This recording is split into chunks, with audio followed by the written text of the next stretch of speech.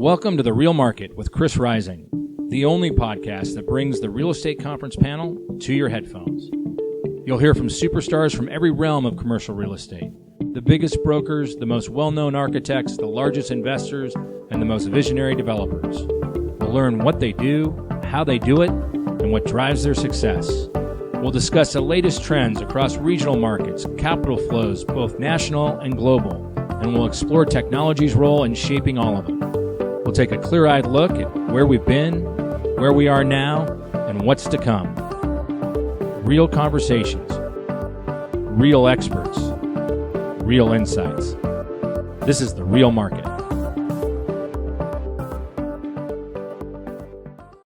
Welcome to The Real Market with Chris Rising. I'm really pleased to have Kevin Shtofman here with me. He's the Global Head of Innovation for Cherre. Cherre is a very interesting company as it relates to data collection. This has been a big topic. I've had a few people over the last year on the podcast talking about different things in prop tech, but where Kevin, I haven't really jumped in is on this data collection and how we interpret data. And there was a recent article, I think it was in Business Insider, maybe it was Fortune magazine, about how Blackstone has taken something they had in-house for their real estate as it related to data and parsing through data. And now they've done it throughout their private equity. So this is kind of a hot topic for anybody who's thinking about a world in real estate without Excel spreadsheets. So Kevin, welcome to The Real Market. Yeah, thanks for having me. I've been listening to the podcast for a couple of years, super excited to be on. And I got to say, you've had a bunch of great guests on, but I don't know, maybe it's his age or pace of delivery. I could listen to John Cushman talk all day. I appreciate that. That was a special 3 parts. And I will give John a lot of credit. I remember when I joined him early on, he was all about technology for what the real estate business was in the 90s. And, you know, he started his own research department before C&W had them at Cushman Realty. And I still remember that when Steve Jobs took over Apple and they started producing the first laptops, John was gung-ho that we had to get Apple laptops because that was the best. That was the innovation. And so I appreciate that you like that podcast.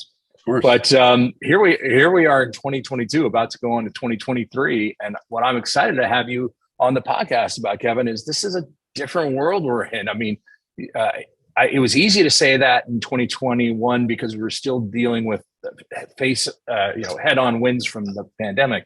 But here we go into 2023. Finishing 2022, we don't have the emphasis on the pandemic, but what we do have is a big emphasis on technology and prop tech. And it's one thing to have prop tech that tells you what the temperature of your building is. It's another thing to have prop tech that allows you to order a sandwich up to your space. But your prop tech, the things that you do, are what drives a business. So why don't I give you the platform a little bit here just to tell us about Cherre. Tell us about the technology and why anybody who's in real estate really should be listening to what you have to say. Yeah, of course. So Cherre started in 2016 with the intended use case of being the single endpoint for all commercial real estate data, regardless of where it's at, where it came from, public, private, paid, free, internal, external. The idea was, and now is, because we've had a lot of great clients justify it for us, that if you have access to all information about the business, such that you don't need to learn 15 different tools to run the business, you can accelerate decision-making when it becomes material to the business. So, you know, where to buy land, what materials to use to construct the building, what GCs to engage, what type of tenants you should try to attract in your building, what amenities you should put in the building, what type of human capital you should hire, what you should do to maximize retention of your tenant mix, of your employee mix, et cetera, and how those decisions will change based on market dynamics and the data that you're looking at backward and as you forecast forward. So I hear everything you just said, and then I can just kind of sense a collective groan from every CFO out there that, wait, does that mean I need to now buy out every one of those verticals you just mentioned that I have a software for, whether it's DTS, whether it's DRD, whether it's DealPath? In order to use Cherre's software, does that mean that we have to abandon everything else, or how does it work? Quite the opposite. So the goal of Cherre because maybe a bit about my career before I arrived at Cherre. I spent about 18 years in commercial real estate, but 9 of those years I was in management consulting. And our job was to tell owners, operators, investors, managers, advisors what to do with their tech stack. And the problem we kept running into was if we told somebody to make a big change in their organization, it wasn't the tech that was the problem.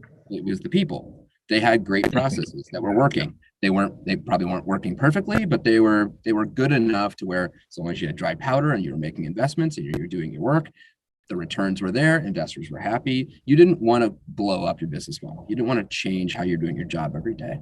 So Cherre has been built to engage actively with all of those tools so that your day-to-day process actually doesn't change very much at all. But how you experience the information from those tools is much more holistic, much more consistent, and much more secure. Interesting.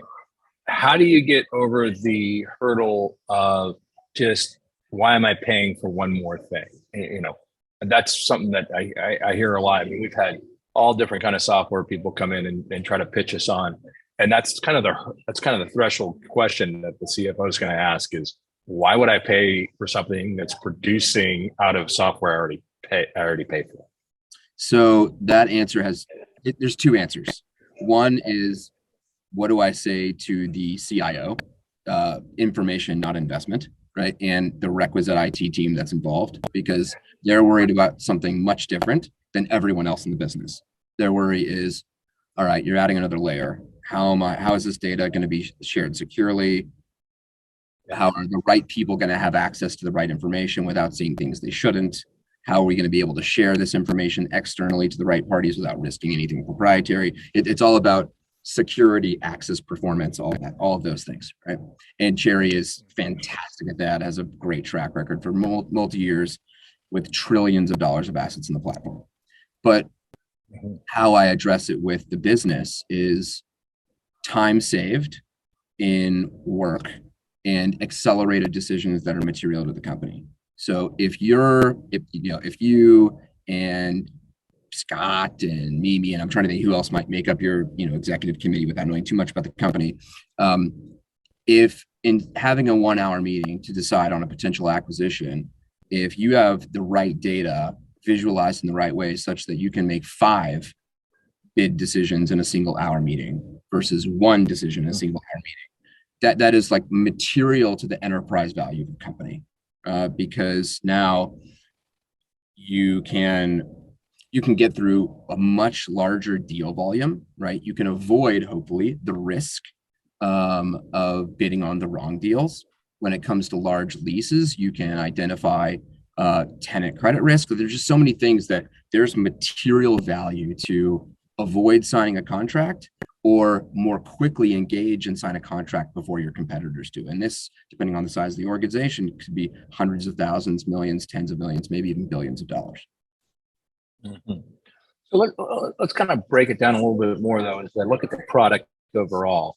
Yeah. What am I getting? Like, if I would say, look, I'm not sure what I need. I know I use VTS for my leasing. I know I use DealPath for our acquisitions. I know I've got Yardi, and I know we use Juniper Square. What is it that Cherre would be able to do for us as an executive team with those kind of underlying or put their competitors in there? Underlying software that we use on a daily basis, not to mention our project management, which is Asana. I mean, how does this all fit so that it's a simple step for an executive team to be able to engage with it? Yeah, so the good news is every tool you mentioned, we have active integrations with. We've done it for multiple clients. So sometimes that's via an API, sometimes that's scheduled reports, sometimes that's ETL. It's people that are much smarter than me technically handle. But once the information is all being fed into the Cherre platform, you can engage a user experience that allows you to have access to all the information relevant to each party. So what's an example of someone in your company? Maybe Casey Hirsch, right? That's overseeing investor relations. He's likely going to have a lot of knowledge about Juniper Square because he's tracking all the potential investments from your retail investing platform, but it's probably not going to know as much about the current lease pipeline that sits in VTS, or he might not have full grand vision of all the bids you're considering on deals within DealPath. But he doesn't need to learn those tools, because all of that information is now being integrated together into a set of dashboards that can tell him, okay, if you're going to meet with so-and-so potential LP, and you know they have invested, their mandate is to invest in Class A office and go counter to what the market is today, right? Okay, here are the existing rent rolls of our current office assets. Here are the bids we're looking at that our competitors might not necessarily know about, of office buildings that we're looking to maybe repurpose or upgrade. And that information is now shared with him so he can go sell to an investor without ever having learned any of those other tools, without having to change his process. Now he has that data.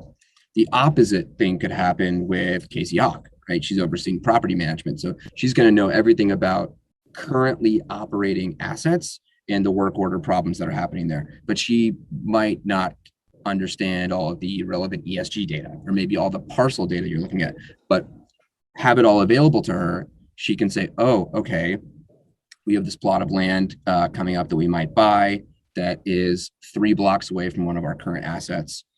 Oh boy, maybe, just maybe, the assets are close enough to where I could use the same team to service both buildings, so I don't have to double staff, right? So those types of decisions they can do with access to the underlying information in the Cherre platform.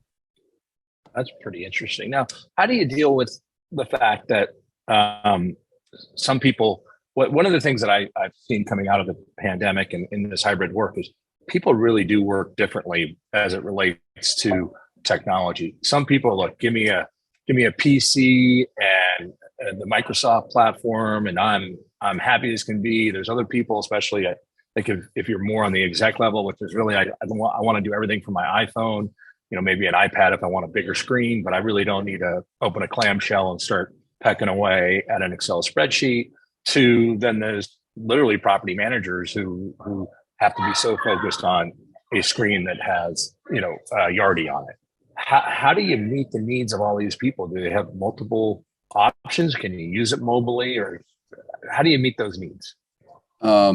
With a lot of scar tissue, a lot of money spent, a lot of lessons learned to get it to the point where it's interoperable with pretty much every operating system and every device. So your experience on a Lenovo laptop versus a Microsoft desktop versus a Apple iPad versus a Samsung mobile phone, you're seeing the same information, and it's not a completely identical UI, because once you take the screen down to the mobile phone level, you're going to be doing more scrolling, but you have access to the same data, you have the same security, you have the same visualizations, right? We try to make it completely device and platform agnostic, so that it doesn't matter whether you're sitting here in an office talking to me or you're at a lunch with a construction partner or a client or a data partner, and something really, really important comes through in information. Okay, you can have that available on your phone. That matters a lot, especially as we begin to live more mobile lives and we're gathering intel while on the move. You need to be able to record that information in a way that it doesn't completely interrupt your flow or your momentum. Wow. The problem, Kevin, I'm having with this discussion is I think you and I can get down into some real weeds and really interesting. So I want to just take a little time out and say, how does a guy who has this much knowledge of technology, but also have real strong understanding of real estate, how did you find your path to where you are right now? It was not a straightforward path. I started my career in financial services. I was at Morgan Stanley at the end of 2007 when the market was absolutely bonkers. And I remember going to my boss saying, how do I make VP? And he said, well, you can get your CFA, or you can get your MBA, or you can bring us, $1 billion worth of deals. I said, well, MBA sounds the easiest, so I'll just go do that. Little did I know that week 2 of grad school would be the Lehman crash. So everything I was thinking about in terms of having this wonderful high-flying transactions career in real estate was not going to be available when I graduated in May of 2010. So I went to Ernst & Young and joined what is now their real estate technology group. I think it was called Performance Improvement at the time. I thought I was going to do it for a year. I thought, we'll Yeah. just we'll let the market recover. We'll let people raise, more dry capital, and I'll find a job deploying it. But no, 9 years later was overseeing prop tech for the U.S. for Deloitte, and my job there was to evaluate companies like Cherre. And there were there's such a proliferation of them in 2019. In 2017, it was like this new fancy thing. And I was going to conferences and podcasts and saying things like machine learning and AI and blockchain. And people looked at me like I had three heads. But then by 2019, you just had all these different companies. And I was spending time with many of them. And I found a startup that I fell in love with. It's called Navigator CRE. And they were, focusing on the visualization portion of commercial real estate. And it was just a really, really great looking tool. And I knew clients needed it. So I joined them as their COO and spent a number of years there. And I got the startup bug. Like we grew from 10 employees to 50, brought on, a bunch of clients. We expanded into London. And I knew I couldn't go back. Like once you become an entrepreneur, I feel like it's the only job you're willing to work 80 hours a week so that you don't have to work 40 hours a week. And I just, that happens. And over the years while I was there, I spent a lot of time, especially at conference shows with the Cherre team. They always seemed to have a booth near ours and we interacted together. We even ended up partnering together on a large client, Starwood Capital, and just really, really fell in love with the team, and the time and circumstances worked out recently so that I could join their growing company. Terrific. Well, I know you're a Longhorn, and you got your MBA from SMU, and are you still based in Dallas with this move? I am. Obviously, I'll be in New York quite a bit, but my purview is international, so I'll be on the road quite a lot. And luckily, my wife is super patient. We're expecting girl number 3, I think in June. So managing a growing family and a growing business. Well, that's terrific. I mean, I know from my experience with 3 kids and travel and all that managing time is really, really difficult, and also managing your time around your sales and your screen and your family. So let me ask you, just as you've made this change, and actually I would just go back even to going from a big company to the startup to now a somewhat bigger company. What's your take on the real estate industry's willingness to move forward with this kind of technology? Because we have a reputation in this business of being way behind. You've now seen it from 3 different views: consultant, smaller startup to a bigger startup. What do you see happening out there in terms of your sales process? Are people convinced, or are there a lot of skeptics out there? Yeah, the good news today is I don't want to quote the exact numbers here, so I'm putting an asterisk on this, but I think there's around between $4 and $5 trillion worth of assets flowing through the Cherre platform internationally. So clearly, we found a lot of very large institutions that are impressed by the platform, that have been using it for a while. And I don't know which client names I'm allowed to mention since I'm pretty new to the company. So I'm just going to say there are a lot of them, and we publish a bunch of those logos on our website. But clearly the use cases there, people are excited about it.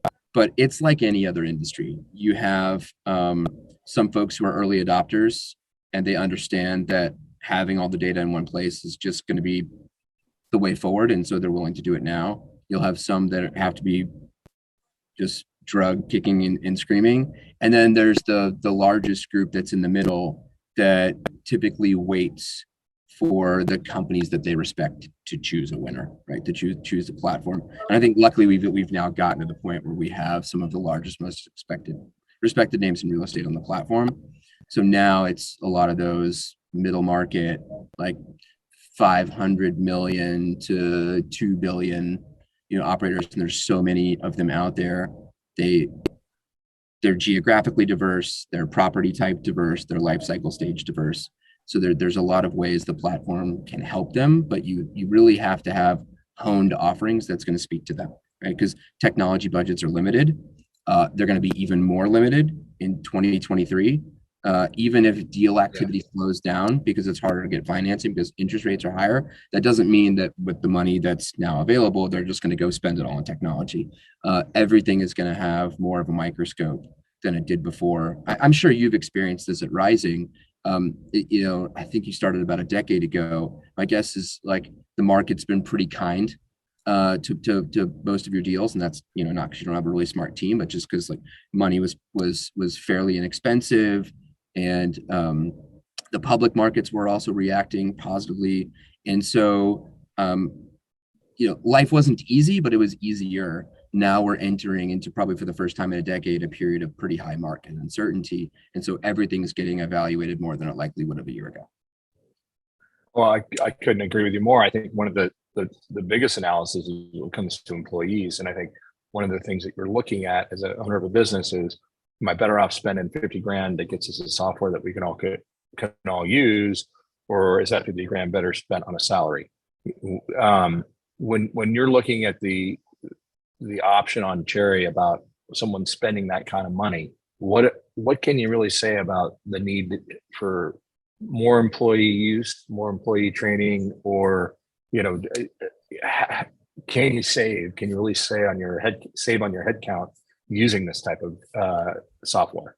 Yeah, Cherre is definitely designed for institutions that, despite market uncertainty, want to continue to grow. Right? If you grow your asset base, grow your footprint, grow your project volume, et cetera. If you are a family office that has the same pool of capital, it's not going to change. You're just operating businesses. You don't ever really sell. Cherre will absolutely be helpful, but it's going to be harder for the economics to work for that deal to pencil. But for any organization that anticipates that 24 months from now, you're larger, you're more complex, that's when Cherre makes sense. Because we end up being, depending on the size of the organization, we end up, being the equivalent cost of a single FTE at a either small and mid-sized organization, and then maybe a handful of FTEs at a large organization like 20 billion and up. And the economics are a no-brainer. What we're often competing with isn't status quo versus use Cherre. It's, we've already decided we need an answer to data, but do we want to use the Cherre platform, or do we want to invest significantly in our own people and try to build the thing ourselves? That's typically the companies we run into. Because there's this thing about control, and who has control over workflow and access and data. And that's why we purposely tried to become Switzerland, because we want to say, look, client, your data is your data. We don't make money off it. I think it's a great point. I think if I've learned anything in my 25 years in business, is that every time I made a decision around software that was to fit specific needs that we had, it was a huge mistake, because those needs change. And there's always there just always is a better mousetrap that comes along. And so since we started this company 10 years ago, we've tried to really be off the shelf, stuff that you can use off the shelf, not have a 5-year amortization schedule, because you tailor Salesforce to exactly what you thought you needed. And so I think that's an important thing. I think that the offset of that, or the other side of that, is it has to be a very friendly user interface, because you can't, to get someone to say, okay, I'm going to give up everything else I'm doing, I'm going to use this UI. So what is it about Cherre you think that makes it simple? Will someone like Casey Hirsch, who spends most of his time in Juniper Square, is he still going to be in Juniper Square and then just use a dashboard, or what's the UI? Yeah, in essence, most of the day-to-day activities that anyone is responsible for, they will remain in that source system. So whatever John Golden or Scott Hahn or Scott Ho are using, right, they're going to stick directly to Yardi or Juniper Square or VTS. But when they want to come together and collaborate across departments and share information, all of that would happen in Cherre. Without showing you the platform, I would tell you that about 90% of what you experience in the platform is just something that came directly from our clients. Our clients said, look, we're in the real estate business. We're not in the technology business. This is what we want. Solve it for us, figure it out. Right. And it's great, because these are very large institutions that have a lot of experience and a lot of sophistication, that know what they want, but don't want to spend the time building it or testing it, or like you said, trying to build to something where the puck is, not where the puck might be. And so we're always gathering and crowdsourcing all that feedback to build functionality for where we know the puck is going to need to be in 6, 12, or 18 months. Well, let's talk a little bit about where the puck may be today. You've just gone through a job change, and I think we talked about before, you're working in a WeWork, and there's been a lot of pundits out there initially saying that remote work was going to be here forever, and that's where it was going to go. And then obviously people have jumped on the Elon Musk Twitter stuff that no, you need to be back to the office, and we hear that from Snap, and we hear it from a few others. But you're out there in real time, traveling the country, traveling the globe, selling a software that makes people mobile. What do you think the future of office and office use is going to be? I think it's going to be very driven by personality. So regardless of seniority level in the company, regardless of department, maybe not regardless, there's going to be some alignment by personality type. But I think you'll find that companies will be more flexible with who they want to come into the office, and everybody who's extroverted, who needs that social experience, that collaboration, that activity that we know drives innovation, they will be in the office at least 3 days a week. And we're seeing that already. Most people, if they have the opportunity to come in, they will come in. And if their commute is so far because of where they've moved, they still need just that feeling, that vibe of being around people. They will end up in a co-working space near their home, so they can leave the home and be in an environment, even if I'm not talking directly to all these people that are here, just having other human beings around and not being subject to a dog barking during an Amazon delivery, or a child coming home early from school and you having to manage that while you're trying to work. Like that's all out. But to the introverts, if they want to stay home, if they actually thrive on a more quiet, lower sensory environment where they can do concentrated work, and then once a month or a couple times a quarter engage in team building activities, then that's what they will do. And I think most companies will adhere that flexibility to the style that people want, which I think for the most part will work. Where that creates risk is in climbing up the ladder, being promoted, taking on new responsibilities.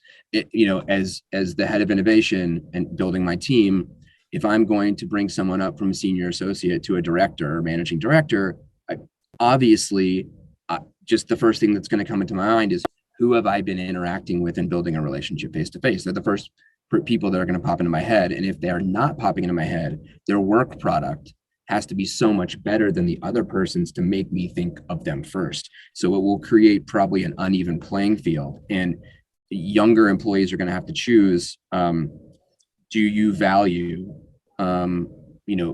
being home and alone and willing to work that much harder to prove your value, versus being okay with going into an environment where you need to kind of dress the part and socially interact and do those things, even if you don't like them. Yeah. It'll be interesting. I read something this morning that I kind of blew my mind a bit, but in 2024, there'll be more voters who are in Gen Z and millennials than there are in Gen X and baby boomer. And so when I listen to a lot of my baby boomer friends who are older, I'm Gen X, and they talk about, no, the only way you learn is if you're in the office. And I'm like, well, I don't know if that's the only way. That's how I learned. And it was great. I mean, I really loved my life before I got married, and my business life, and how I could travel and how I could do all those things, but it's not the only way. So it'll be very interesting. I think I don't know how we're in a much different place when it comes to introverted people when we were in the office, and then now more online. I think personality does matter in terms of leadership and things like that. So if one isn't a leader, it's hard to move up. And I think it's hard to be a leader behind a screen 24/7 the whole time. I think you got to get out. You got to be around people. But I do believe, I tried to work from home. I did. Yeah. I tried my best. I was going to try this work from home thing. No more commutes. This is so convenient. And there were multiple times a day that just kids and dogs and background noise and internet going out. I got so frustrated. And those rare times when my wife was home, she would be like, "Can you please just leave the house? You're not pleasant to get when you're like this. Just go to an office and have your time. Come home, be present."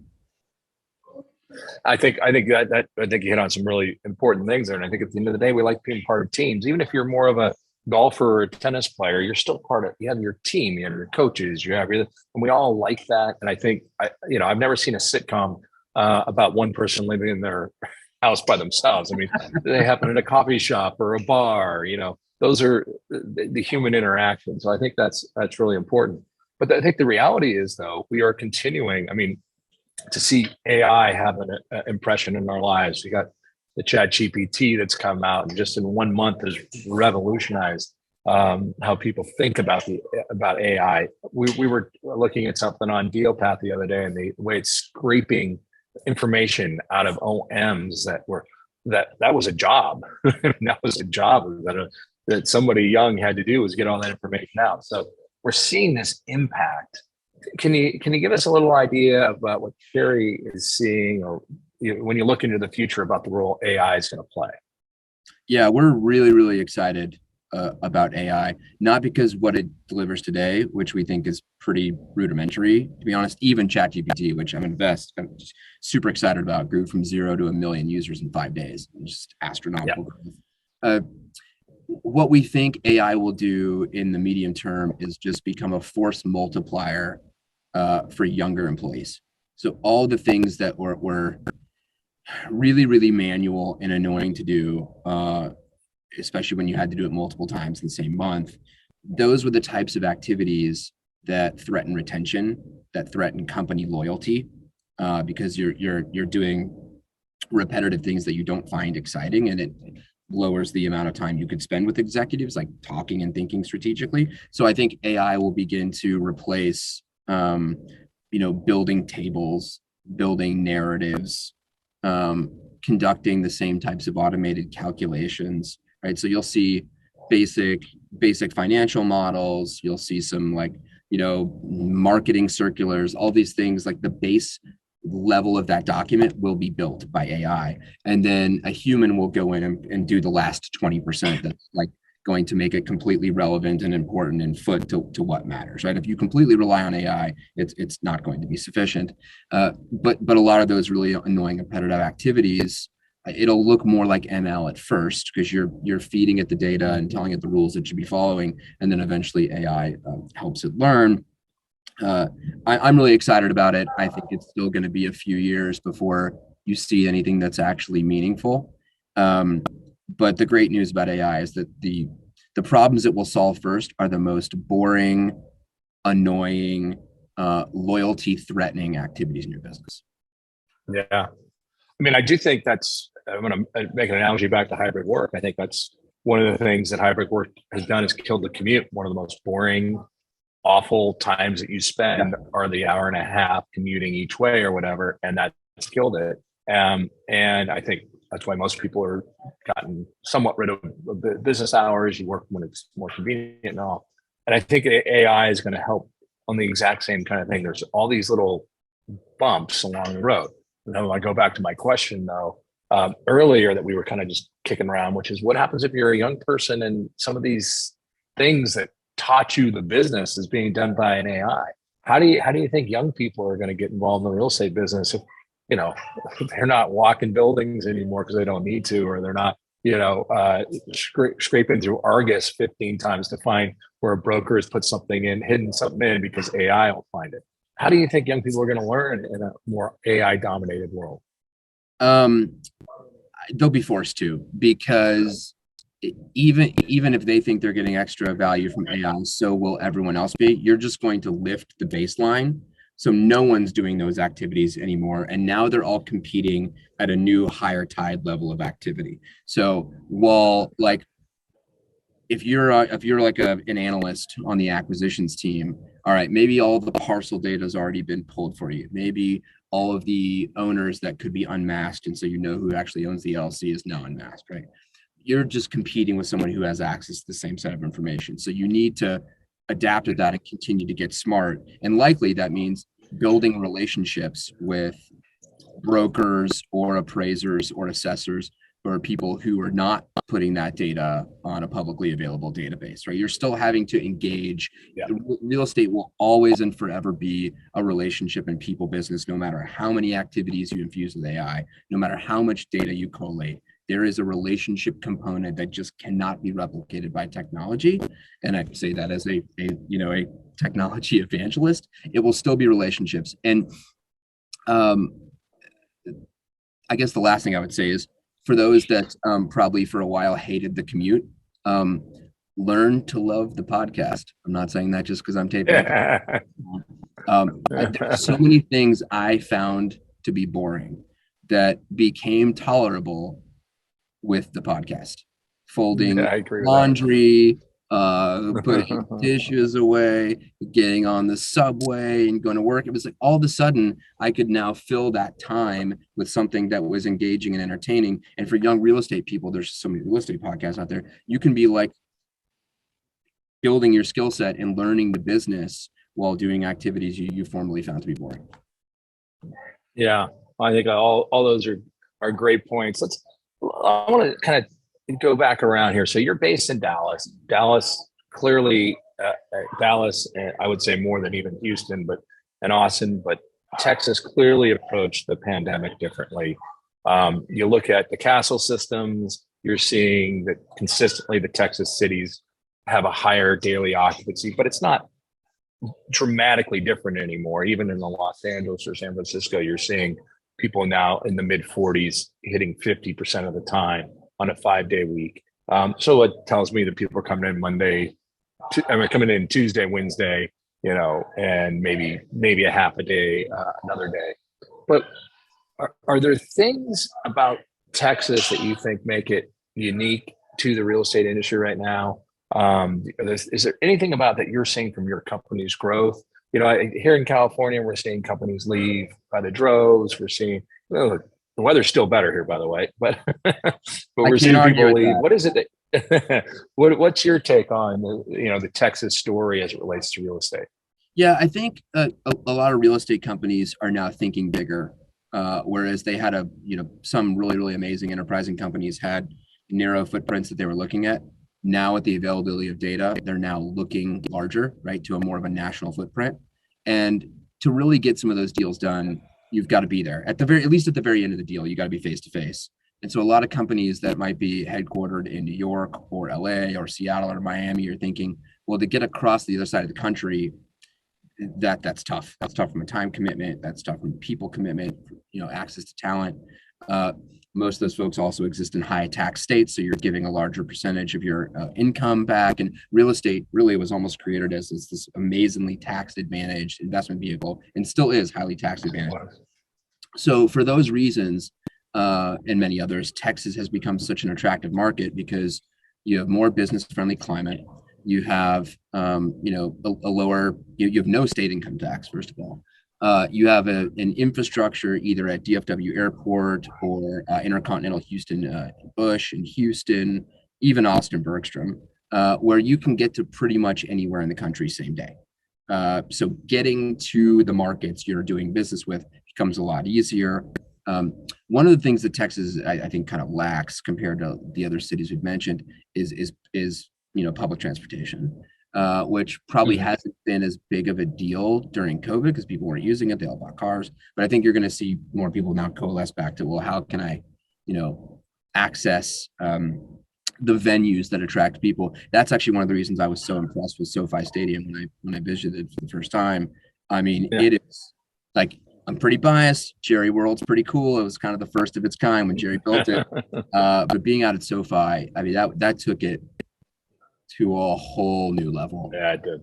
And how you think about live, work, and play. And that reimagining of a real estate building is probably the next trend we're going to see, especially in 2023. People are going to rethink how many different activities you can engage in what used to be just an office building, right? There could now be retail, multifamily. There could be even, dark logistics. There could be ghost kitchens. I mean, it's just so much that buildings are thinking about doing so that people stay captive and excited to either be in that building or come to that building. Yeah, I think to that point, I think one of the things that we're going to see over the next 3 or 4 years is a total basis reset on office. Some of it nothing to do with how a building was operated, just leases came due and people decided they needed less space, values came down, but that basis reset then allows you to repurpose. It's pretty hard to buy an office building that's well leased and repurpose it to multifamily because of just the cost. If it's an empty office building, you could repurpose it. But I agree with you. I also think, the idea that the home is the dominant way someone works or remote, I think there's just some jobs that always should have been and probably could be, but most jobs aren't. And, I've heard, we should have all our government people work from home. Can you imagine a DMV that didn't have any people working in it and everybody worked from home? I just think there's a lot of jobs, the majority of jobs. And then and I think we get very elitist in our thinking about it because we're really only talking about the most educated people on the remote work. I mean, if you're a cop, you show up to work every day. If you're a teacher, you show up to work every day. And one of the things that drives me nuts is people that's so angry about remote school saying how it wasn't effective, but yet somehow remote work is totally effective. I just think there are some jobs that should be. I mean, if you're an engineer and you need to work asynchronous from everybody else, because I think that works. I get it. If you're trying to solve major engineering problems where you need a team, I get why Apple says you need to be in here and working. So, but the one underlying thing, and I want to kind of come back to this, is the fact that we need data. We need to use data better. And you have a product for real estate companies that is exceptional in its ability to extract data and make it meaningful. Why don't we just kind of take it back to the beginning? If I say, okay, look, I tell my team, look, I want to bring Cherre in because we need dashboards. I need to be able to see things. I want to be able to process information better. What am I really telling my people about what a relationship with Cherre is going to be like? Yeah, so we have a dedicated team of in-house. I call them customer solutions experts. So these are people that used to work at real estate companies. So they were you, right? They felt your pain. Their job is to understand what systems you're using today, what data is important to you, and then what would be nice to have, right? If you are in the leasing department, would having acquisitions data be helpful to you? Would having ESG data be helpful to you? Would having demographic data be helpful to you? So what helps you level up in your role? And let's make sure that you have access to that information and visualized in a way that can lead to prescriptive insights. So typically we're integrating and ingesting data from your core financial system first. Everything is going to be based off whatever accounting system you're using. And then we're bolting on other integrations from there. Depending on the system you're using, we can have the information integrated in weeks and you're validating data and then looking at the dashboards. But for a large enterprise with a bunch of different systems, it could be months. And some clients we've been working with for years that every so often they come to us and say, hey, we got this new data set. Now ESG is a big deal. Apparently our LPs are asking for it. So we need to bring on some ESG data. One, who should we use? You guys have a bunch of partners. Who do you recommend? And once we pick it, how quickly can you integrate it? So that conversation happens a bunch at Cherre. And I think because each building has data relevant to different people and different parties, like think about the owner of the building cares about some of the data. The operator of the building cares about some different data. The tenant in the building cares about some different data. The advisors to the building, the architect, the title agent, the broker, they care about different data, but it's all based off of the same building ID that sits on the same parcel ID that ideally has the same owner LLC. So all of the data can then be modeled off of that core information. And then we run our machine learning algorithm to say when something's coming in and doesn't match. So you're not looking at bad data because it doesn't matter how pretty the visual is. If the data's crap, your decisions could be crap. So we avoid that problem up front. But how pretty it is matters too. So do you get an app that works on the iPhone, and then do you open a Chrome page if I'm on my laptop? So, how does it work? Yeah, we're built on the G Suite. So you have a dedicated app and a variety of different modules and products that we offer, a searching interface, a mapping interface. So if you want to look at properties and parcels on a map, you have the mapping interface. We have a reporting output set so you can run specific reports in the format that you'd like. We have a variety of dashboards that consolidate information or visualized to whatever configuration you'd like. We have some off-the-shelf dashboards that are built in Looker, but what we've found is that some clients like Power BI, some clients like Tableau, some clients like Domo, some clients like Looker, some clients want to actually do all of this themselves, and they just want our secure data infrastructure, and we allow them to do that. So we try to meet the client where they are, not where we. And just knowing the real estate industry, I gotta imagine most people don't know. And so, do you have like an off the shelf saying, "Hey, this is how most people start, and this is what they like," and what are the basic things in that you're trying to aggregate for that owner? Yeah, we definitely have some standards that would say, okay, if you are, a publicly traded office REIT and your core system is Yardi, okay, clearly you're going to care about, current rent roll, aged receivables, collections and delinquencies, stacking plans, what you underwrote to when you bought the building versus what the actuals are now. How does that compare to what you're forecasting in the future? What's your ESG footprint like? There's a lot of standard visuals we provide, but no client is the same. What we deliver is typically 80% good. And then where the real value comes is having our in-house real estate people get with the real estate experts on your side and agree what's really going to move the needle for a company like Rising and how you would compete with your competitors. And I'm just because you do this as a subscription model per employee use. How do you price your service? What we've learned at my previous company and at this current one, if you price per user, you disincentivize usage. If you price based on data consumption, you disincentivize the loading of data. So we needed to price in a way that would actually encourage everybody in the organization to use the platform, because the power is in the network effect, right? The collaboration between the departments and geographies to actually, make decisions together. So there's a platform fee that's based on AUM, because the hope is that you pay a platform fee for a number of years. As your AUM grows, the platform fee doesn't necessarily grow, so you're getting some enhanced value. And then every time you want to connect a new tool or data set, there's a small increase to that subscription fee. So it's really more about how many different systems do you want to connect together. That complexity creates your cost, but it's unlimited users and unlimited data usage. And how do you get to agree on what AUM is? Because that's a pretty fungible number. It is. It can be a loaded question with each client. Typically, and I'm a little early days in this, so I don't know if I should speak with that much confidence, but we used to do it. My old company was, if you have active assets that are bringing in revenue, right? They're at least in lease up, right? That would be included in your AUM.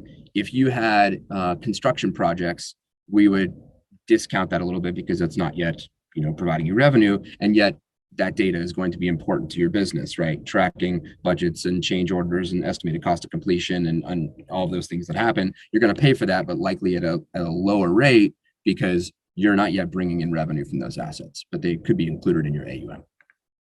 Interesting. But I bet you it's an active discussion at the initial stage. It is a very active discussion. My favorite is when I meet with folks who are developers but were formerly brokers. Their negotiating skills are very on point, and you kind of have to. That very much requires face to face. Often requires beverages as well. I get it. Well, as we're kind of getting near the end here, we talked a little bit about your family life, and congratulations on being a father for the third time. We've talked about kind of the way you work and live in Dallas. But tell me, I know you've got some other outside interests and things that you want. Give us a little flavor for some of the things that you do that keep you busy outside of work and family. Yeah, I'm a continually mediocre golfer. I have phases where I'm pretty darn good, and then phases where I'm not great. I injured my Achilles back in March, and so that's been a journey coming back from that. But anytime someone's doing a charity golf tournament, I'm in. No matter where it is, I'll be there. I, in a previous life, was an Ironman triathlete and did Ironman Texas, Ironman Miami. So I've always been like a pretty active guy. the days of that distance are long over once you have kids. It's like a three-legged stool, like be good in your career, Yes, be I get it. Iron Man, be a good dad, pick two. So that's Yeah. And then I'm in an active angel investment group. So we did a bunch of interesting prop tech companies, and that has dual benefits. One, I get to invest directly in the companies I'm super excited about, but it also keeps me apprised of the actual market and where I think it's going and who we should be partnering with as a company. And when I'm not doing any of those activities, pretty engaged with my girls. They're at a pretty adorable age when they're not having tantrums. Well, the reason I really like to get to the full picture of all that you do is you're involved in technology. I'm involved in real estate and technology, as are you. But at some point, this stuff can become dominating. So do you have any advice to people out there about how you maintain, whether it's going golfing and, leaving the cell phone away, or how do you deal with the emergencies, whether it's a wife calling saying someone's sick versus a business deal you're about to lose? How do you structure your use of technology in your day so that you can live a normal life? So I have a standing policy that I don't work Saturdays. Like unless the platform is burning down or there's like a literally 3-alarm fire, I'm not looking at my email. I'm not looking at Slack. I'm not doing anything on a Saturday. There might be an interesting like business development related event, but that means I'm out on the golf course or I'm out on a boat or like I'm doing something fun and that's not sitting in an office engaging in business. And when I'm at those type of events, like no device. I also I create fake meetings in my calendar for a time that is that like a form of time blocking? Whether it's a fake meeting, you're like, hey, this is the hour I'm going to spend to get this done. I found that to be the most important change I've made in my life is having a calendar that looks full, whether it's fake meetings or whatever it is. It helps because if it doesn't, it gets filled. If you have 2 hours, someone's going to take those 2 hours and that thing you wanted to get done, you can't get done. 100%. And most of it revolves around like either dropping off or picking up the kids from school or, helping my wife with something around the house or sometimes just catching up with a friend who I haven't seen in a long time that wants to have lunch and they're not in real estate. They're not in tech. There's not any way we're going to be helping each other. But sometimes it's just great to like, for part of the day, turn that part of your brain off and engage in other things, because then you come back extremely focused. I haven't run the numbers on this, but anecdotally, after about 5 hours of back-to-back meetings or direct work, I feel like my performance starts lagging a little bit unless I take a break. And so you gotta have breaks. And I've found that because of that, I definitely do more work in the evenings after the kids are asleep. I'm doing a lot more of that, but my day is much more flexible. And the great thing about this new company, Cherre, the team is very, very culture focused. We have an all hands meeting every Monday where all of the information is shared. Deals we've won, deals we've lost, deals that have churned, things we're thinking about on the product, and anybody's allowed to ask a question. Anybody's allowed to provide feedback. The feedback can be submitted publicly or privately. I mean, it is the way. And does it include the corporate, the sales, and the engineers, or is it because a lot of companies will keep the engineers to the side? No, all departments, all teams, because really, there is no part of the company that if you took them away, the company would still be thriving. If you didn't have the sales team, we wouldn't sell anything. If you didn't have the customer solutions team, we wouldn't keep any clients. If you didn't have the engineering team, the product would never improve. So it might be great now, but 6 months from now, who knows? So everybody understands that we all need each other to create a scalable, hopefully billion-dollar company. That's great. I want to leave our discussion with, I want to hand it over to you on this. So you know where Cherre is today, and you have a good sense of where clients want what they want out of the product. What do you think will be different and better about the product over the next year or two that would encourage someone to make the commitment? Yeah, the forward-looking capabilities are going to be really interesting. Real estate has been such a backwards-looking industry for such a long time. How did How did we do these last 3 years? And for companies that have already figured that out, how are we doing today at present?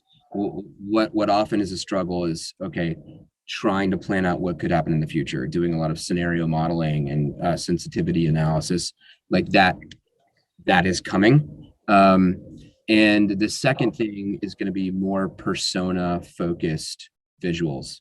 Right now you're in the acquisitions team and you're overseeing office buildings. That's interesting. But eventually it's going to be, okay, I am a senior associate looking at this one deal. What's going to be unique about that deal to me, and how does that differ from the associate that's 2 desks down? They're working on a deal in DC. I'm in LA. I have a 12-story building. They have an 18-story building. Like you'll start getting really, really granular with the way you experience the platform visually, because that's where the real value is going to be longer term. Wow. Well, Kevin, this has been a great conversation. I appreciate you coming on. I wish you best of luck with the new baby, and I can't wait to hear more about Cherre. So thank you for being on The Real Market. Thanks for having me. And please don't forget to follow us. We'd really appreciate it if you subscribe to the podcast. You can do that on Apple iTunes or any of the other podcasting services. It's The Real Market with Chris Rising. And follow us on Twitter at Chris Rising or at RisingRP. And please follow our blog, chrisrising.com or risingrp.com. Thanks so much. This episode of The Real Market is brought to you by Rising Investor Platform. The platform provides accredited investors with exclusive real estate investment opportunities on a deal-by-deal basis across various asset classes, including office, industrial, hospitality, multifamily, and data. The platform also provides an inside look at deals in our pipeline while giving investors the chance to indicate interest before it's too late. We recently funded our acquisition of 9320 Telstar, a mixed-use office industrial property in El Monte, California, using our investor platform. To learn more about how accredited investors can join the Rising Investor Platform, please visit risinginvestorplatform.com.